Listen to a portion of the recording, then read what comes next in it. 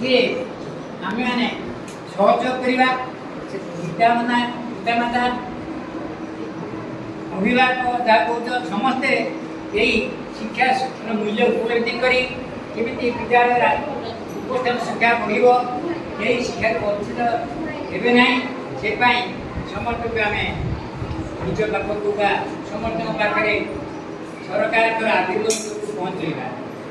ଦ୍ୱିତୀୟ ହେଉଛି ମଣିଷର ପ୍ରଥମ ଆମେ ଜନ୍ମ ହେଲା ପରେ କିଛି ଜାଣିନଥାଏ କିନ୍ତୁ ଏ ବିଦ୍ୟା ହିଁ ଆମର ଆଖି ଖୋଲିଦିଏ।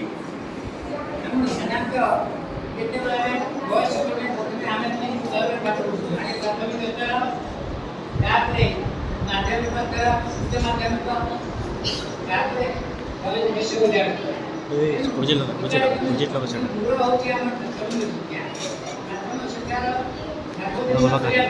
ସରକାର ବହୁତ ପଦକ୍ଷେପ ନେଇଛନ୍ତି। ପ୍ରତ୍ୟେକ ସ୍କୁଲରେ ଶିକ୍ଷା ମିଳିପାରିବ ସେଥିପାଇଁ ମଧ୍ୟାହ୍ନ ମଧ୍ୟ ଆୟୋଜନ ବିଶ୍ୱବିଦ୍ୟାଳୟ ମଧ୍ୟ ଯେଉଁ ସେଥିପାଇଁ ମଧ୍ୟ ସରକାର ଉଦ୍ୟମ ଜାରି ରହିଛି। ଏଇଟା ସବୁ ପ୍ରକାର ସାହାଯ୍ୟ ସହି ସେଟା ସବୁ ଯୋଗାଇ ଦିଆଯାଉଛି। ଆମେ ଏବେ କାର୍ଯ୍ୟକାରୀ ଶିକ୍ଷା କରିବା ପ୍ରତ୍ୟେକ ଦେଶର କାର୍ଯ୍ୟକାରୀ ତାକୁ ମଧ୍ୟ ସମସ୍ତଙ୍କ ପାଖରେ ତାକୁ କେମିତି ଆମେ ସମସ୍ତେ ଯତ୍ନ ସହିତ ସେ କାର୍ଯ୍ୟକ୍ରମ କେମିତି ପରିଚାଳନା କରିବା ଏବଂ ସମସ୍ତଙ୍କର ସୁବିଧା କେମିତି ଆଗ୍ରହ ପାଇବ ସେଥିପାଇଁ ମଧ୍ୟ ଆମେ ଯତ୍ନବାନ ହେବା।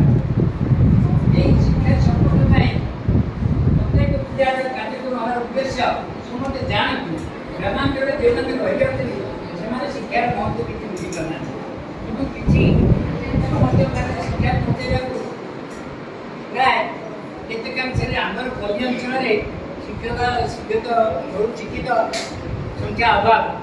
ସେମାନେ କର୍ମଜୀବୀ ବାହାରେ ପଡ଼ୁଥିବା ଚାଷ କାମ କଲେ ମଜୁରିଆ